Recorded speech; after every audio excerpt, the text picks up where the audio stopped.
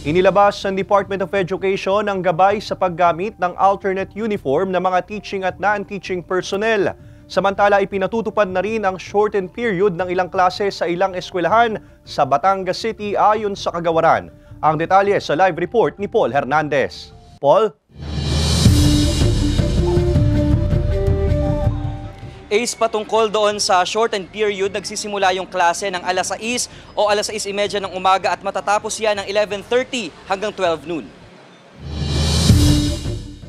Asynchronous classes o distance learning pa rin ang umiiral sa mga pampublikong paaralan para bigyang daan ang pagkukumpleto sa mga takdang aralin ng mga estudyante. Hindi rin muna required pumasok sa paaralan ng teaching and non-teaching personnel. Pero si Teacher Raymond, abalang naglilinis ng classroom sa Santa Rita Elementary School. While they're working with their modules na ipinasa namin, nililinis ko muna yung classroom para at least pagbalik nila, medyo maaliwalas para sa mga bata. Bukas, araw ng Miyerkules, balik in-person classes na rin sila. Hindi na muna siya naglagay ng kurtina sa classroom para madaling makapasok ang hangin sa loob. Naroon pa rin yung pagpapaypay, pagpupunas, basa ng pawis, tsaka hindi sila masyado makafocus when it comes to studying. Sa forecast ng Pag-asa, posibleng pumalo sa 42 degrees Celsius ang heat index o damang init sa Batangas ngayong araw. Sa rekomendasyon ng DepEd, pinapasuot nila sa mga teaching and non-teaching personnel ang polo o collared shirts bilang alternate uniform. Mas komportable at mas madaling makagalaw kontra init ng panahon. Nagkaroon po tayo ng uniform para sa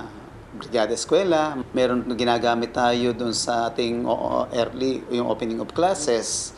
At napakarami pang mga polo shirt na pwede tayong gamitin. Ibig sabihin, hindi nangangahulugan na bibili ng bagong collared na polo shirt ang ating teachers. Kung ano yung existing, pwede nang gamitin niyan. Shortened period classes na rin ang ipinatutupad sa maraming eskwelahan sa lungsod. Nagsisimula ang klase ng alas 6:30 ng umaga at nagtatapos ng alas 11 hanggang alas 12 ng tanghali. Ang schools po natin dito ay 108 schools, 85 po yung ating elementary, and majority have submitted the request. Ibabalik daw sa orihinal na class schedule sakaling mag-normalize na rin ang temperatura sa paligid.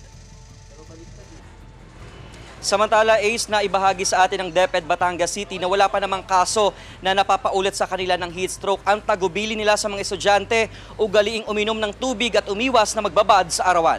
Ace. Maraming salamat, Paul Hernandez.